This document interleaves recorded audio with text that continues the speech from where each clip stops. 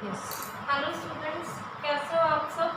Today I'm gonna teach you class first, chapter number second, that is subject and predicate. In my earlier video you have learned first chapter, that one is sentences. तो ये sentences का ही हमारा part है subject and predicate. Sentence has two parts. Sentence के two part होते हैं हमारे. First one is subject, next one is predicate. हमारे ये दो पार्ट है सब्जेक्ट और प्रेडिकेट. ये दो पार्ट किसके हैं? सेंटेंस के. सब्जेक्ट आपको पता है, the part of the sentence subject tells and talk about that something can be noun. Can be noun. Noun can be name of the person, place, animal और thing. Clear? कि जो हमारा subject part है वो क्या क्या बताता है? सब्जेक्ट पार्ट बताता है हमारे noun, pronouns and proper noun. Proper noun. Noun can be the name of a person, place, animal और thing. जो हमारा नाउन है वो है नेम, पर्सन, प्लेस, एनिमल और थिंग. प्रोनाउन जो हमारा पार्ट है ये हमारा बताता है that replace the noun. That can be I, आप, you, we, he, she, it, they. Proper noun always start with capital letter when we talk about a particular place, person, thing. We use a proper noun. बात कर लेते हैं हमारे predicate part की. The predicate part of the sentence talk about the subject what और subject what does. Subject क्या करता है, यानी हम ये भी बोल सकते हैं इसके बारे में दैट मोर अबाउट सब्जेक्ट, जो हमें बताता है कि सब्जेक्ट के बारे में और क्या ज़्यादा होता है. Talk about more subject. Okay. इस जो पार्ट में हमारा पार्ट आता है वर्ब से लेके ऑब्जेक्ट तक का पार्ट हमारा क्या है? Predicate part. It denotes the verb also. Clear? I can say that is only the part of subject can be noun, pronoun, proper noun. Predicate part I can say verb and the rest of the sentence which we give the complement in form of a object. Clear? ये जो चीज़ है आपकी, ये अब verb के बारे में फिर से डिस्कस कर लेते हैं. वर्ब की फैमिली मैंने आपको बताई थी जब हमने सेंटेंस पार्ट शुरू किया था. Verb can be helping verb, verb can be main verb. Verb के भी टू पार्ट होते हैं. Helping verb has a family that can be in present, that can be in past. Do family, have family and be family. Clear? Do families members are do, does, did. Have families member are has, have and had. And be families member are is, am, are, was, were. बात कर लेते हैं हमारे main verb की. These we call the model auxiliaries or helping verb. Main verb we can say that action verbs, जिनमें हमें action done करना होता है. Like action, I am in a standing position, you are in a sitting position. Whatever action you does, that we called main verb. Clear? बात कर लेते हैं हमारे ऑब्जेक्ट पार्ट की, जिसे हम रेस्ट ऑफ द सेंटेंस बोलते हैं. That is in a form of complement that end to a sentence. Clear?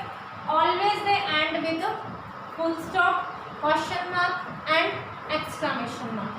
Type आपको सेंटेंसेस के पता है. What are the types of sentences are? अलग अलग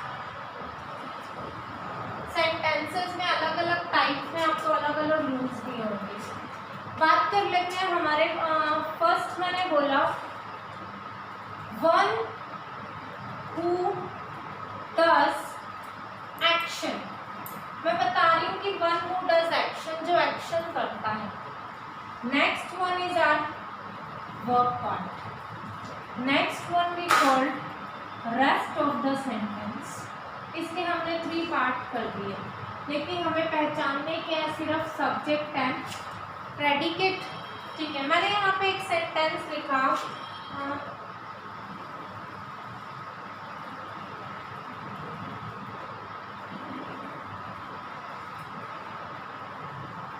The children are playing in the park. Children जो है वो पार्क में प्ले कर रहे हैं. They are playing in the park. अब एक्शन करने वाला कौन है? One who does action. Action कौन कर रहा है? चिल्ड्रन. हमारी वर्ब कौन सी हो सकती है? Can be helping verb, modal auxiliary, can be principal, because main verb. Right. Rest of the sentence in the form of complement, we can say object. Clear. बात कर लेते हैं हमारे फर्स्ट जो है, इतना जो हमारा पार्ट है ना, वन हू डज एक्शन, सिर्फ जो पर्सन एक्शन कर रहा है वो हमारा क्या है? Subject. Verb to rest of the sentence part we called predicate. तो हमें इसमें सब्जेक्ट और प्रेडिकेट दोनों पार्ट निकालने हैं. क्लियर. निकालते हैं. पहले बताओ, the children are playing in the park. फटाफट आप करके देखो आपका क्या आ रहा है, फिर मैं करवाती हूँ. Okay, let's start. करने वाला कौन है? Children. One who does action, the children. Clear. Verb can be main verb, can be helping verb.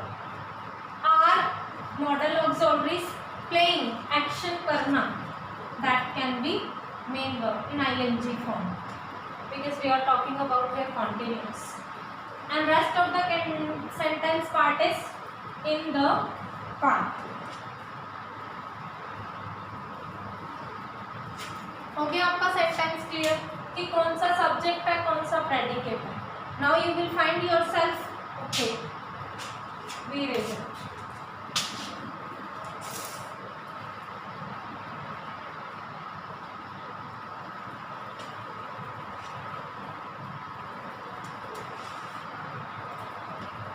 इतना तो पता लग गया, जो सब्जेक्ट का पार्ट है वो हमें बताता है कि वो one who does action. Predicate उसके बारे में कुछ ज़्यादा बताता है, that is we called predicate. बात कर लेते हैं हमारे सेंटेंसेस के टाइप की. Declarative sentence which we called statement, it's talk about the fact and argument. अभी मैंने आपको डिक्लेरेटिव सेंटेंस का एग्जाम्पल दिया था.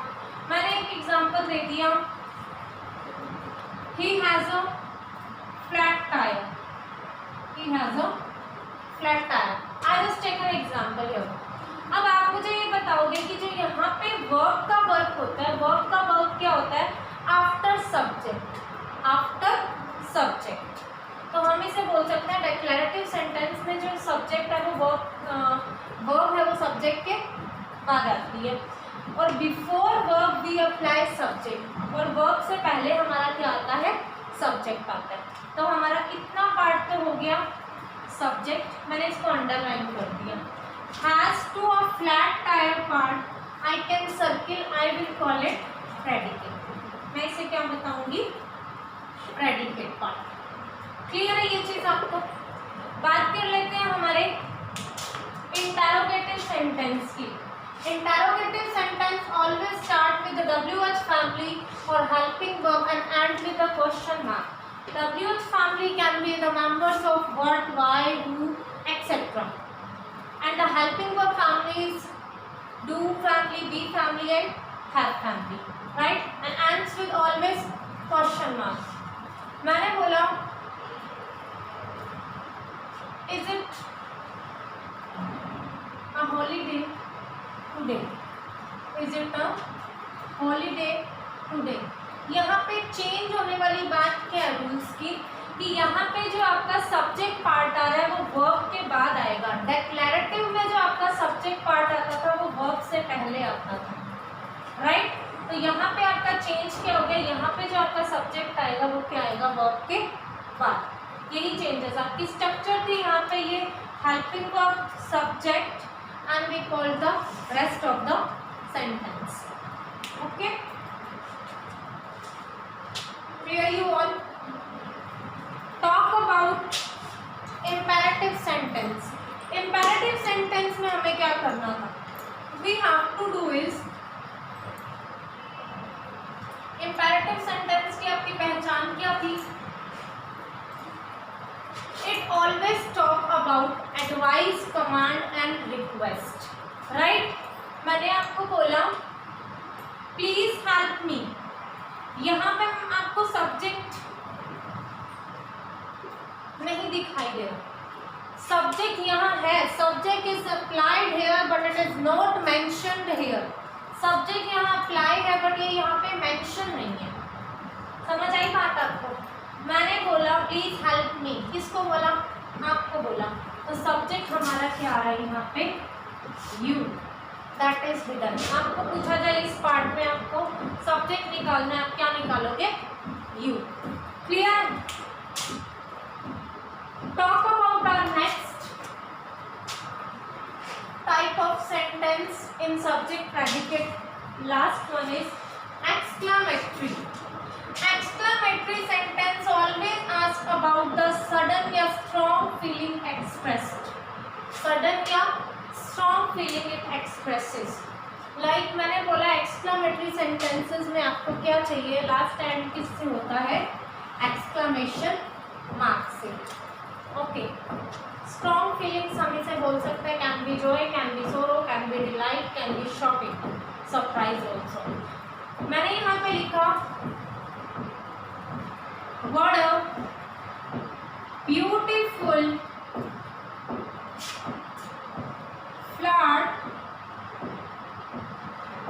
It is. कितना सुंदर फ्लावर है।